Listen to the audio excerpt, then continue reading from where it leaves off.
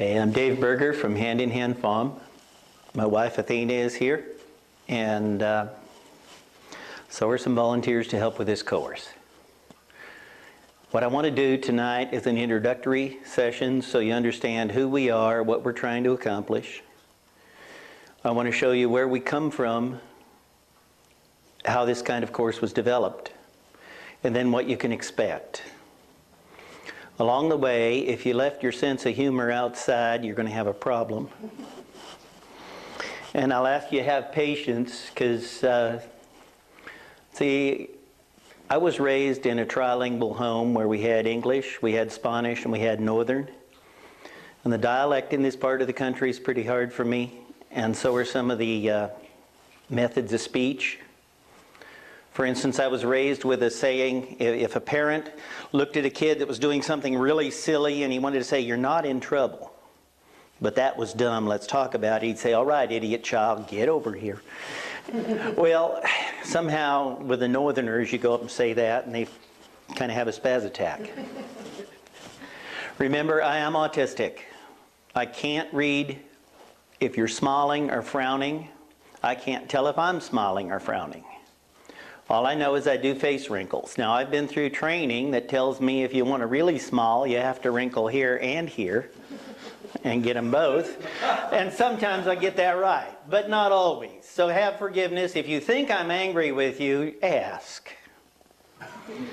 Because sometimes I'm coming across as if I'm angry and I think I'm being quiet and loving and supportive, and you think I'm being real nasty. Well, don't be afraid to call me on that. Because if I get things inverted, it gives, the people I call the others, the non-autistic folks, put a lot of importance on the face wrinkles and on the voice things. And I don't know what those really are.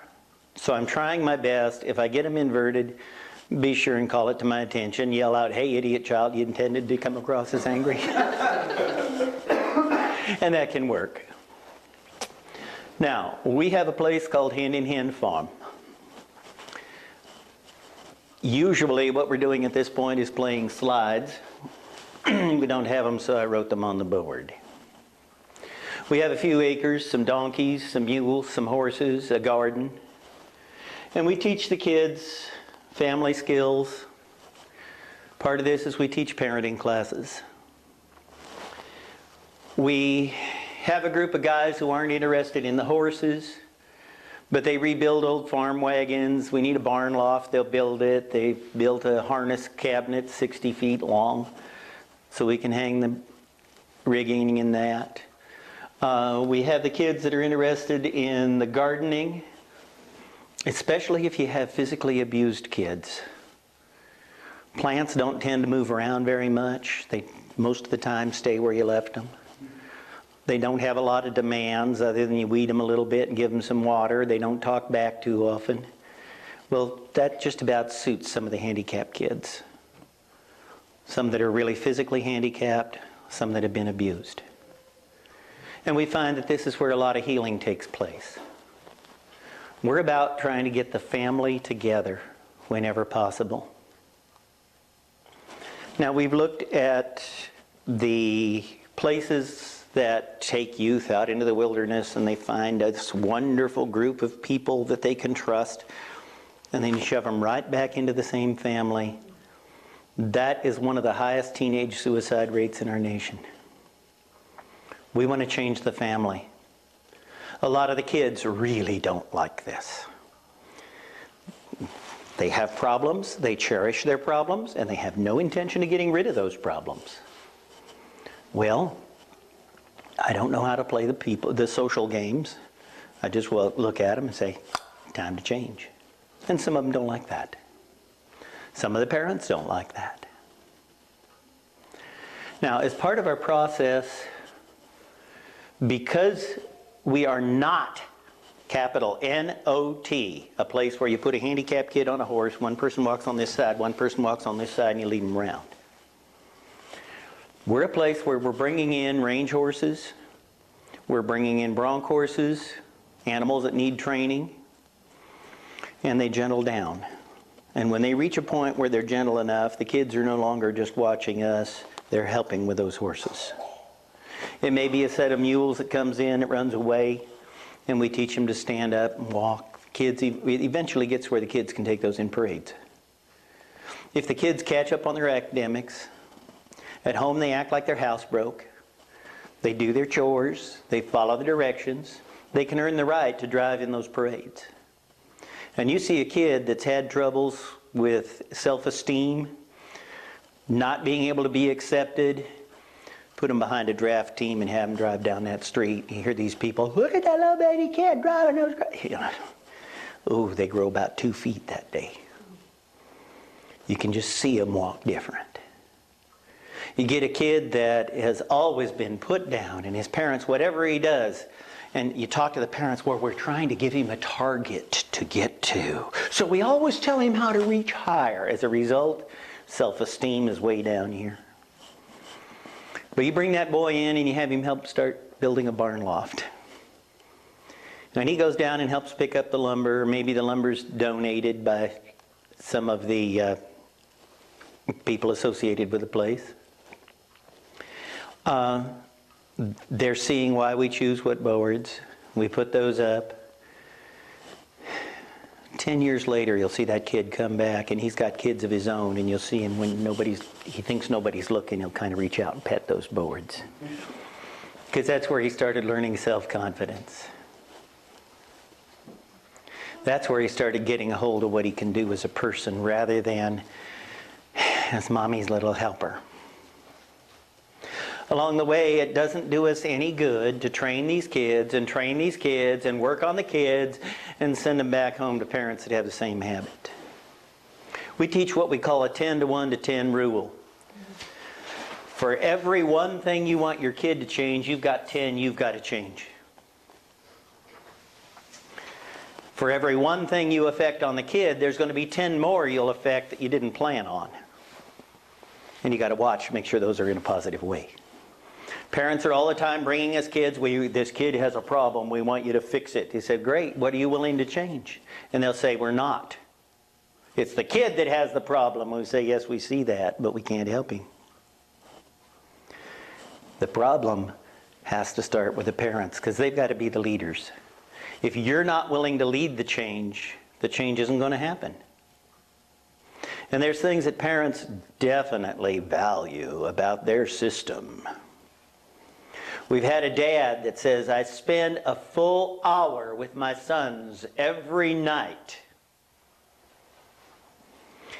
Ask the 3 sons about it. What do they say? Oh yeah, he's in the same room with us. And we have to be there without fighting every night. Is that time for the kid? Or is that actually time to assuage daddy's conscience? This is what we need to see, the picture for the kids. Now we try to build this life picture for the kids at Hand in Hand Farm. We're bringing the kids in and they start the day by doing a chore, maybe cleaning stalls, maybe working in the garden, maybe helping clean a vehicle or the house, maybe cleaning up some harness for an upcoming parade. And then they get to have adventures. But they have to earn the adventure. An adventure you're forced to take. Now, whether you like it or not, go get on that. That isn't going to turn out to be much fun. Along the way, we take the kids to businesses. They listen to managers and they hear, this is what we hire, this is what we fire, this is why we keep someone, this is why we don't. You ought to see the change in a bunch of kids when they go down to Les Schwab. And Brandon, the assistant manager down there, we say, Brandon, tell us about the last guy you had to fire. And he says, okay. At the exit interview, the man said, I don't understand. I come to work at least 5 minutes early. I leave at least 5 minutes late. I'm never late from coming back from a break, and I'm never late from my lunch, and I always do what I'm told. Why don't you want me? And Brandon said he had to tell the man, that's why we can't use you. If someone doesn't tell you to do it, you sit. There's a list of what should be done, and you know if you filled the list of what should be done, clean up, weed, get the equipment in order, service the equipment, make sure the tools are put away in the right place. Don't sit. With you, if someone hasn't verbally told you, you don't do it, and you only do one task at a time. Furthermore, when we start telling you, you hear the first phrase, you take off, you don't hear the whole job. You should have seen a bunch of teenagers gasp. They're fired for this? Oh yeah. We need to give somebody marching orders at the start and have them still doing it 10 years later. Kids hear this, and it's a picture of the real world. Another time in these business visits, one of the hottest days of the summer, it had just rained, there's steam rising off the parking lot. A truck backed into Napa, broke down at the loading dock. Another truck's out in the parking lot, and the kids are helping unload boxes. And it's about 100 degrees and about 100% humidity, and they're taking it into a warehouse that is not insulated. And we had 5 teenagers that all thought they were going to drop out of high school because with a GED you can get really good work. And we tell them, come on, carry the boxes. And they're carrying these in. Well, how come he's in there? Well, here's a guy, air-conditioned office. Well, how come he's not out carrying boxes? Oh, he's got his CPA license, he's got his master's in bookkeeping, and he has a business going around helping businesses do their bookkeeping. But you can get a good job without a high school education, go get some more boxes. Well, that starts getting the kids' attention. They don't want to carry those boxes for an hour. They're about 40 minutes into this. The first truck's unloaded, and the guys are saying, yeah, we got 3 more trucks coming before lunch. That's the kind of thing that the kids need to see. It's real world. Get your education, get a different kind of work. Now, there's some kids that are not going to make it through college. We help them hook up with the trades. Right now, the average age in the trades, electricians, plumbers, HVAC workers, air conditioning, average age is between 50 and 60. It takes 6 to 10 years to develop an apprentice into a good journeyman. They have time for 1.5 crops of apprentices to become journeymen. What are they going to do? So they get to go in the buildings, see what the guys do at their home office, ride with them. We have several kids that have graduated from our program, and by the time they're 15, they can ride with a journeyman for the summer. By the time they're 16, they can have it as a part-time job. By the time they graduate from high school, they can have the first 2 years of their apprenticeship served. They can be in their early 20s working on their second journeyman card. Because many times it's like, plumbing and electrician go real well together. Because now we can lay our own conduit, we can lay our own raceways, and we can wire them. Well, the kids see this. And they're looking at this and saying, let's see, I can be at Napa for $1 above minimum wage, or I can be out here at $26.50 with 2 journeyman cards. Or I can spend a little over $150,000 and get my teacher's certificate so I can earn less. And some people look at this and say, ladders, spiders, mud, teacher. We want the kids to see that. So we're trying to help them learn it. We try to have businessmen come and talk to the kids. We also try to show what the armed forces are about. The values we teach at Hand in Hand Farm are the respect for God, respect for ourselves and each other, respect for a work ethic, and for the uniforms that guard our country. Respect for our past so we know where we are and where we can go. If you don't have a work ethic, you can't interpret the past. If you don't have a work ethic and a sense of the past, how can you know where our nation's supposed to go? And yet we get parent after parent after parent who addresses their kids every day without those views in mind. They're not looking at what it takes to build a citizen. They're looking at what it takes to get through the afternoon. So in this course, we want to be able to show you things that you can do that will help set up so you go from what we call survival parenthood to what we call Planned Parenthood. You can figure out what it takes to build that citizen and get busy building him. Now, from my years on the Bronx, I'm pretty crippled up. I can't get in underneath a van and set a foundation for it anymore. I can't get up, too many years on the Bulls. I can't get in and run a ladder anymore. We find volunteers who come help with this. Now, you may not believe this, so get your seat belts on and your credibility things strapped up. Not too many people believe that I can be a very empathetic old granny listening to the kids. My personality doesn't quite fit that. So we find people who have that kind of personality and try to frame them up.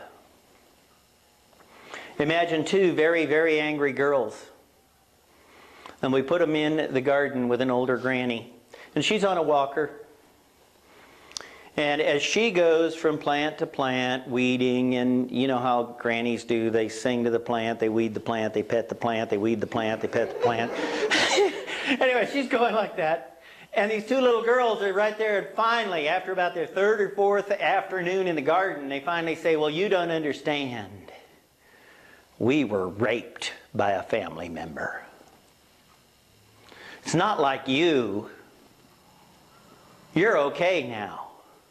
And she says, yes, I was a nurse in World War II. The Germans overran our position and I was raped, and I don't know how many times because I passed out. But there is life on the other side. Let me show it to you. Now, I'm not a pro psychologist. I don't know what they call that, but us amateurs call that a moment of bonding. That granny, she doesn't need those kids, they don't need us anymore. They started going to the granny's house. They'd walk around with her and weed. As they got out of high school, they started going to her place to study for college. Last I heard, one of those had her couple of little girls she's bringing to Granny's house. Well, see, that's the kind of thing that we're trying to enable. It isn't that hand-in-hand farm needs to be the center of it all. We're trying to build a value set that people can take home and build for themselves. Along the way, think of the self-confidence that happens. We've got our draft mules at a parade, and we got this homemade trailer. One of our supporters went to Tennessee and got the mules, got the harness, built up a covered wagon for people hauler for us. Agglomerated this trailer. It's safe, but let's see, some of the sides are plywood, some of the sides are roofing metal. Paint scabbed off of it. But those mules know how to perform. Then we go to a parade, and here's this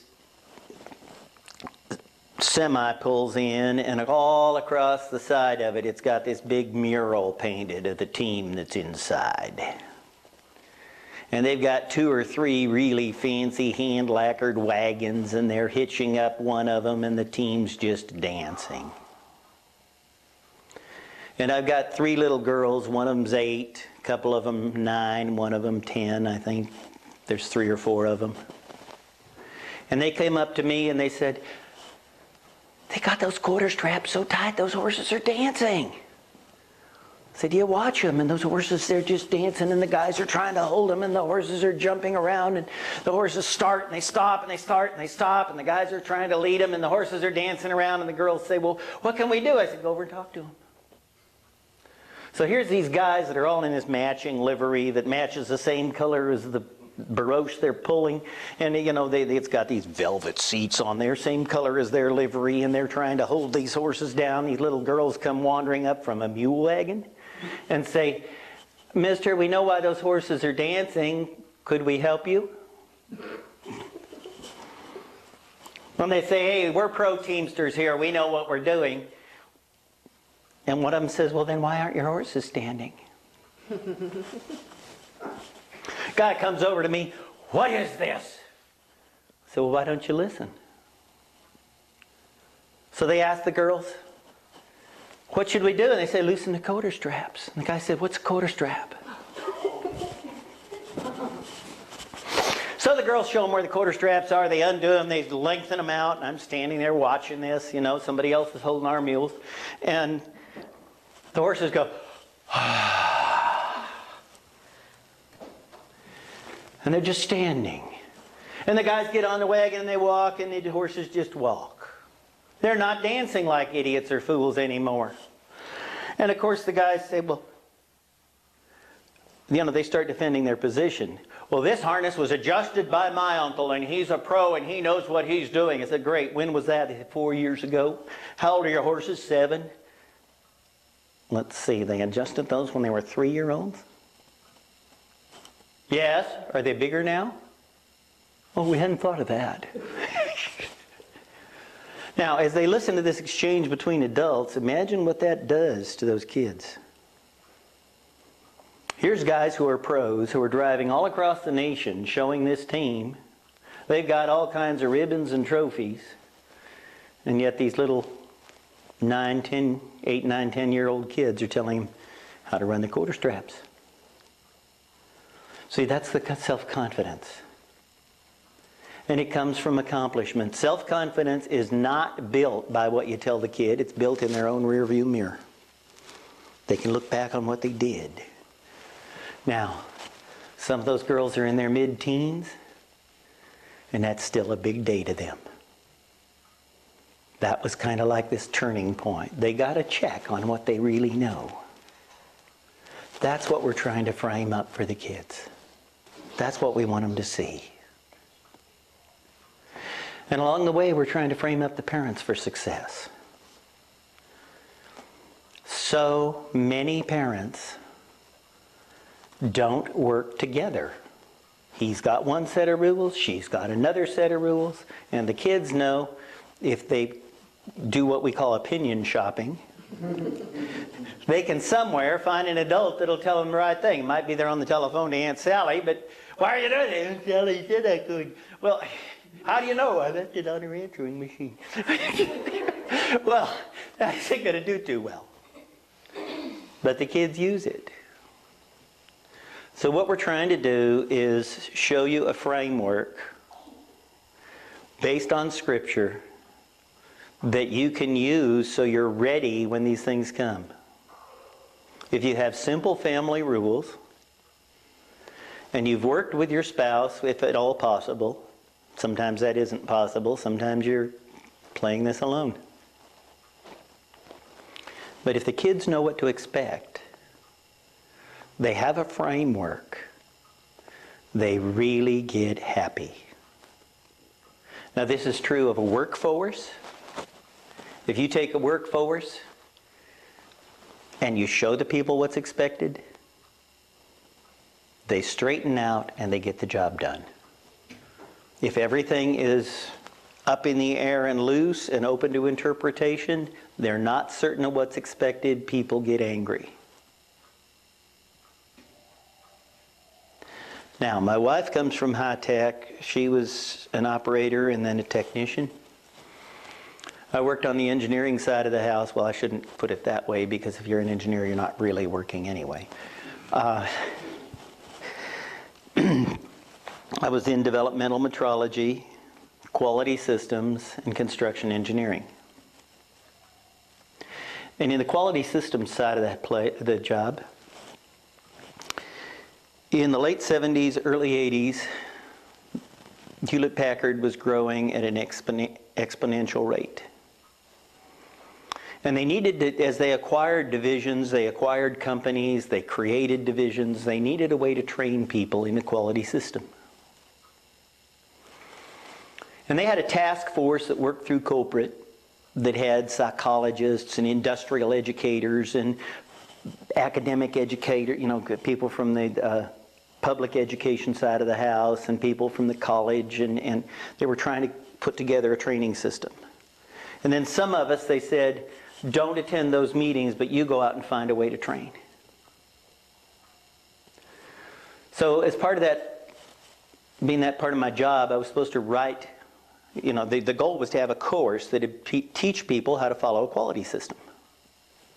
So I started thinking about it, and I said, what group trains people to the point they'll die for what they believe in? Anybody know what that is? Military. So I went to the Marines and found a lifetime drill instructor.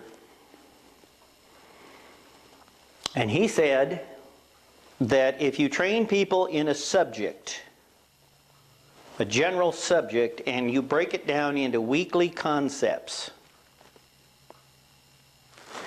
if you have them write the same thing for a week, and there's a different thing each week, he said in 90 days, you're going to have them so they believe that so thoroughly that they can do it anywhere. And then I spent some time with a man who really changed my life. His name was Bob Benintendi. He was a master sergeant, trained artillery. And he said, give me somebody for 30 days and I can intellectually teach them anything. And they'll probably believe it. Give them to me for 60 days and they'll believe it in their head. They'll really believe it. But give them to me for 90 days and they'll do it in combat and die for it. And I say, ooh, that sounds like what we need in a quality system. So I ended up with a course method. And courses that I wrote in the early 1980s are still being taught worldwide by that company. And what we do is we divided the lessons into different segments, and there's concepts about it that we need to talk about. And then if you keep a notebook and write the 1 or 2 sentences for the week in that notebook, and if you write them every day, by the end of the week, that's going to sink into your head, and you're going to have it for a long time. Now, by the end of the course, you won't remember what you wrote in each one word for word, but you'll have that concept. If you write it down by hand every day. And the way the course works is each week there's a different subject. For example, truth. Most people immediately say, well, I don't lie, job done. Well, that's not the way your kids look at it. Truth is what you live, truth is what you do. We discuss aspects of that. And then, if you write every day, I'm an honest and caring person raising honest and caring children. Now you're on the positive side. If you write, I don't lie and I don't want the little beggars to do it anymore either. Now you're on the negative side. You're on the punishment end of the routine. And most parents teach like this. Would you two help me here, please? Would you come up? Bring your chairs.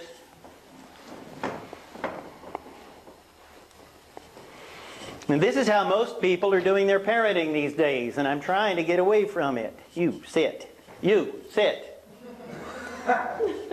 Not like that. Don't sit that way. Why do you always do this to me? Why are you sitting that way? This is ridiculous. Sound familiar to anybody? What have I just done to you? Did I make you relax? Nope. Did I make it so you want to perform for me? Nope.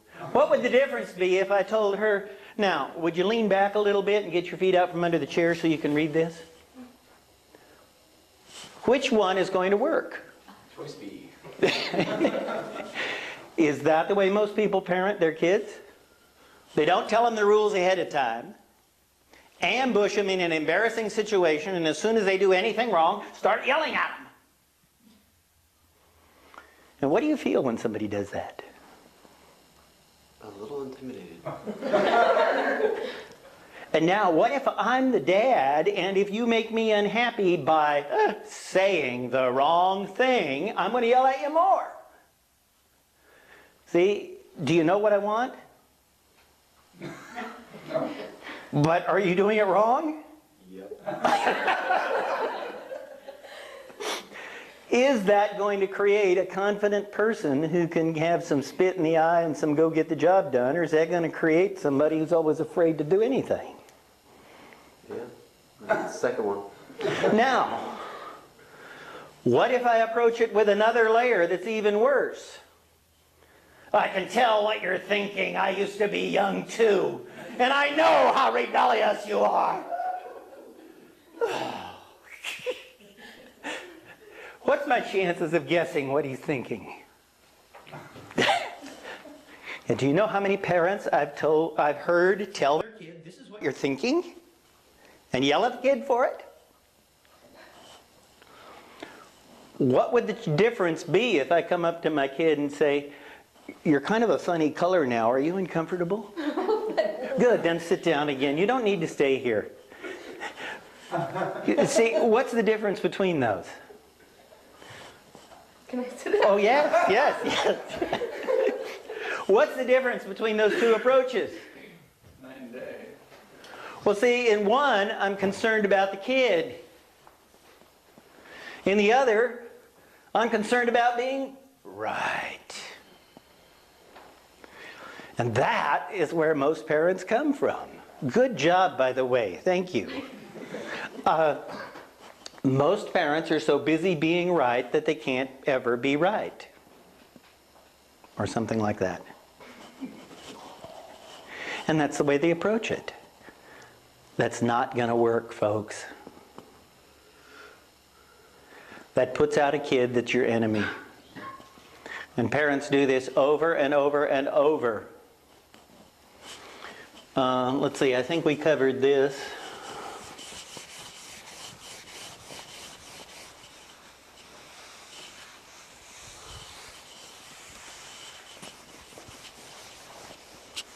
I've never figured out how to do this without turning my back to the camera.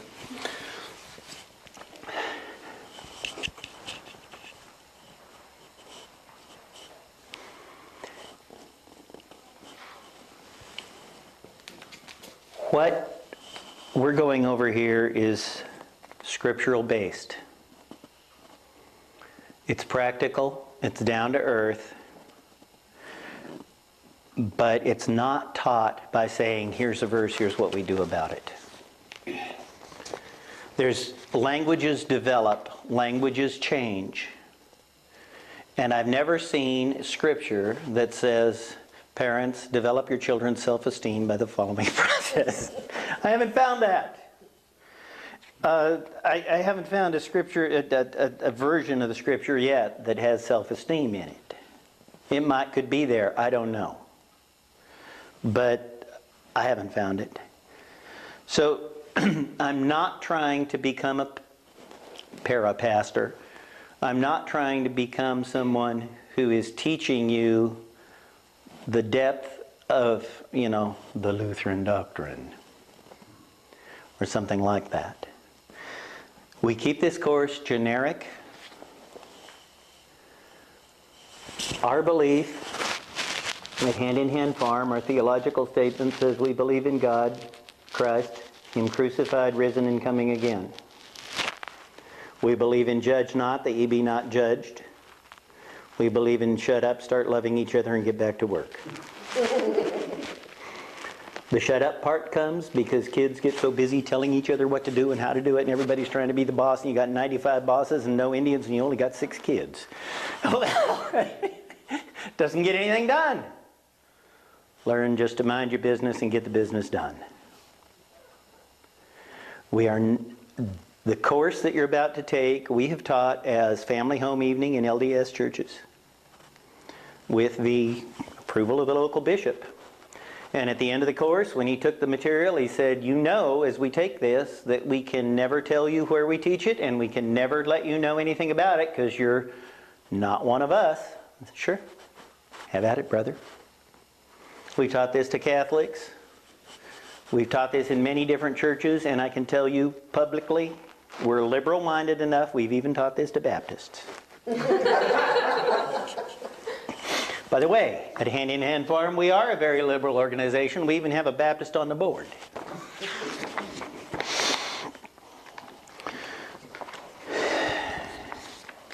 We enact our mission by trying to teach people how to set up a balance for their families and teach the families to live within the balance. We have a core group of really top parents, really top kids, and we have those try to help with the teaching. So people like Michelle Eddy Malott, like Dean, Miss Deborah, is she here? Out there. They make a core group that help the other people. So you can get the help when you need it, and it doesn't always have to mean that every time you want help you get a 95-minute lecture from me. You can avoid that.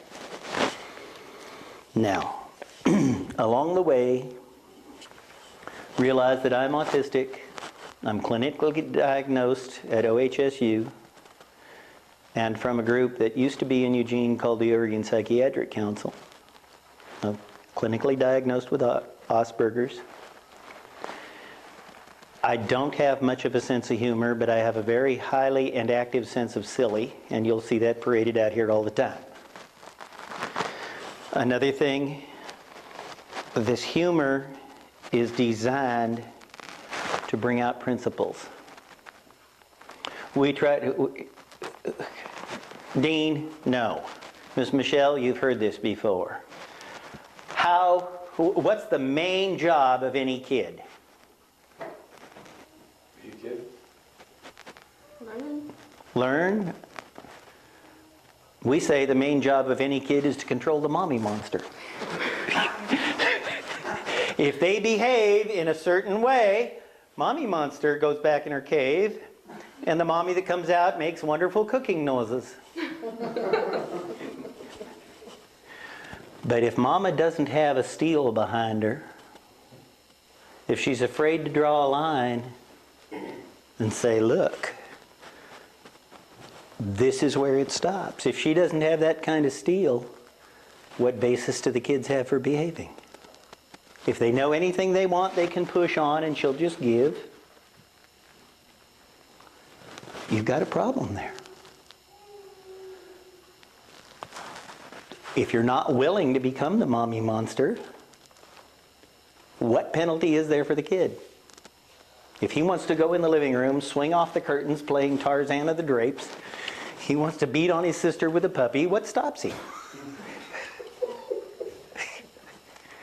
If he's got a good, dependable mommy monster, he can come out of the woodwork.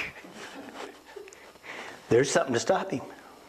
By the way, how does a kid make daddy happy? Controlling the mommy monster.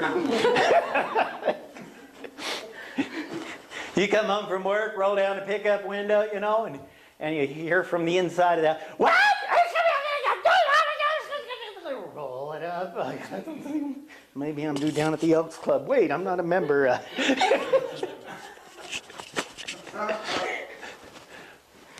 What should a mommy monster do? What are her tools? If you can't handle that kind of humor, I guess this is the wrong place for you.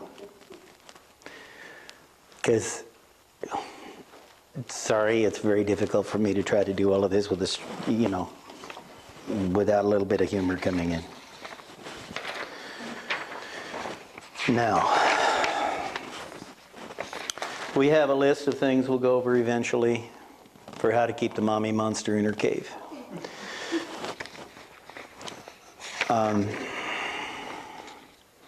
One of the things that we teach the kids at Hand in Hand Farm is how to bribe by behavior. You bribe your boss by the way you behave. You bribe God by the way you behave. You bribe your wife by the way you behave. You come home with grease all over your clothes, lay down on the couch, clean your hand off on a pillow and say, "Woman, where's my supper?"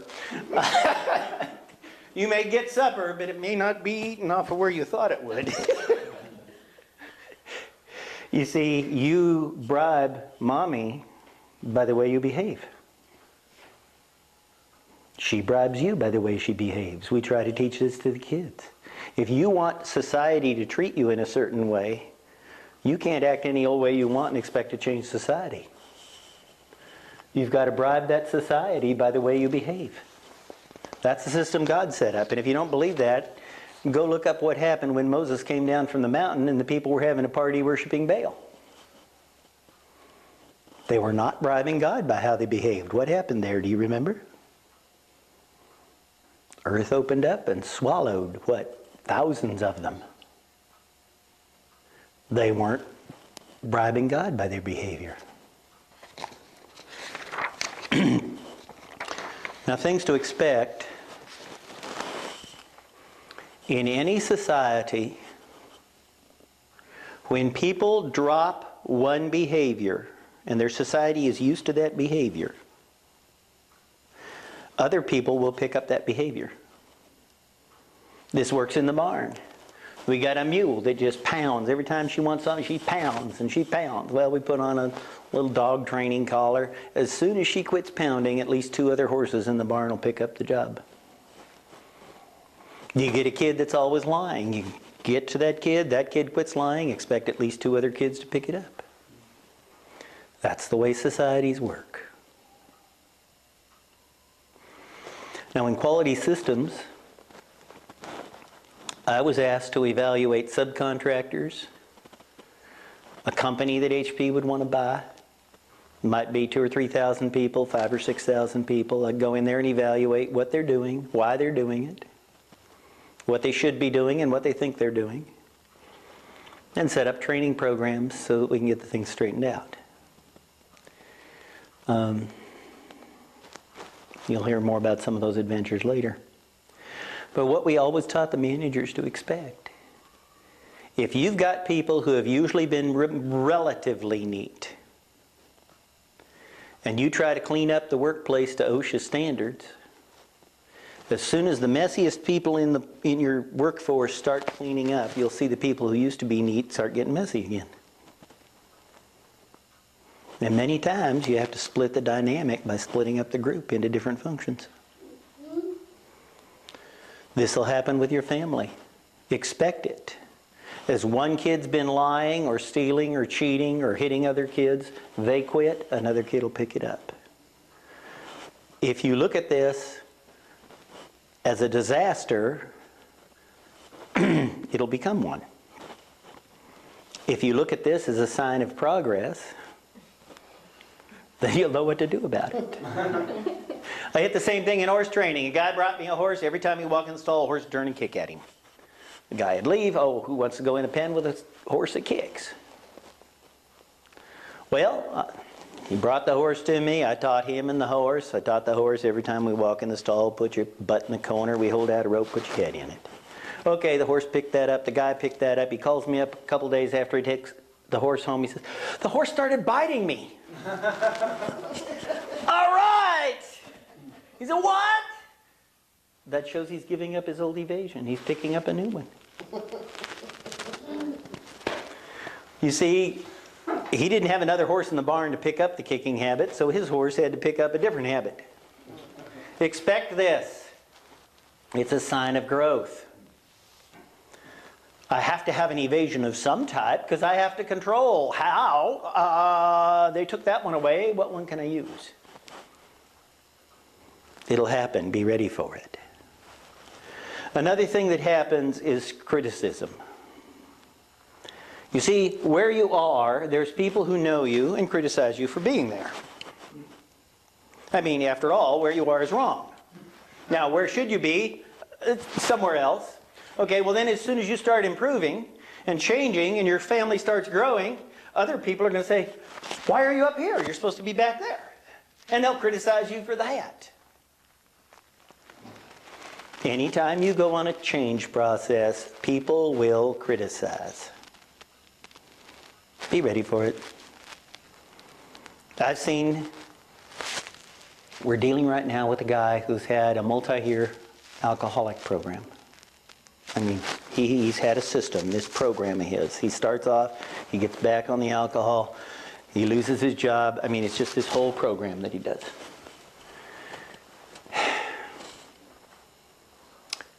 And through this family skills class and the clinical counselor that works with him, he's decided to drop the alcohol. Half a dozen people who thought they were his friends won't be anymore because they're used to him drinking. And if he won't drink, you're not the man I thought you were. And they won't associate with him anymore. Now, he isn't far enough along this path yet to get his new friends. But they'll come. But for right now, during the change process, he's a pretty lonely guy. Because his drinking partners, and part of this guy's program was to go duck hunting and drinking.